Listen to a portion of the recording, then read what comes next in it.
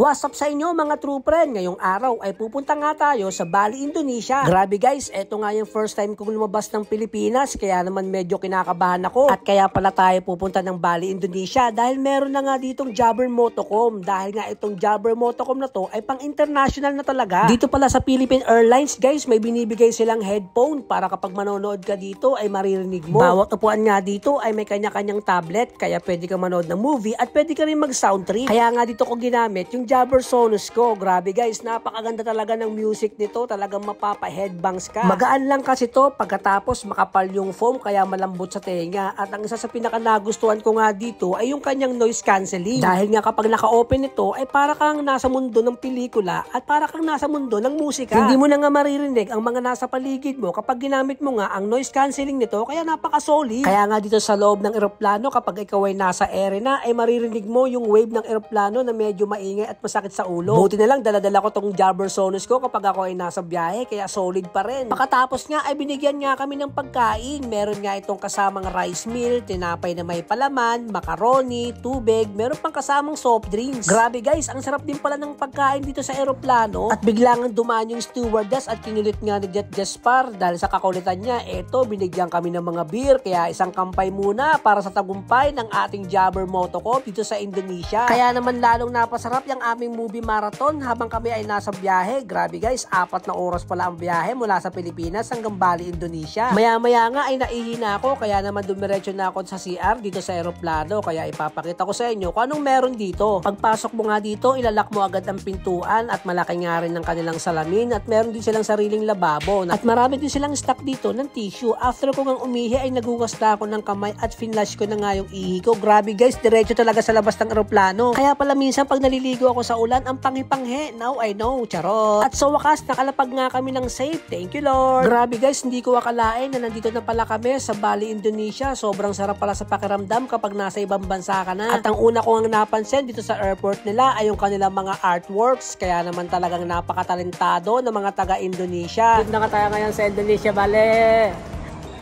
Ganito pala itsura ng terminal dito sa may Indonesia. So ngayon, hinahanap na namin kung nasaan yung luggage namin, kung saan namin kukunin. Bigas, kinabahan ako, in-interview ko nung Indonesian. Nag-English kami, medyo kabado lang talaga ako.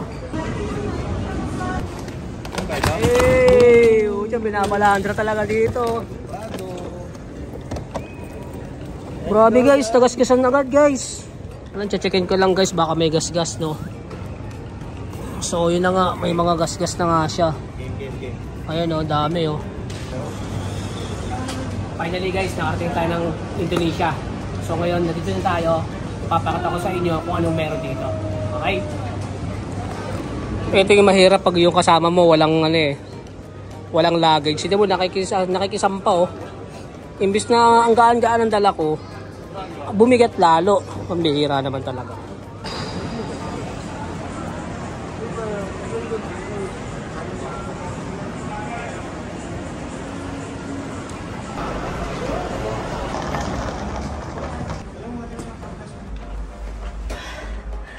Grabe guys, ito na yung hotel natin. So dito tayo mapapahinga. Alright! Ito yung magiging room natin ngayon. So 3 bed para sa trios.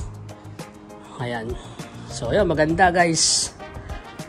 So bukas mga true friend, abangan pa natin yung mga susunod na mga kaganapan dito sa Bali, Indonesia.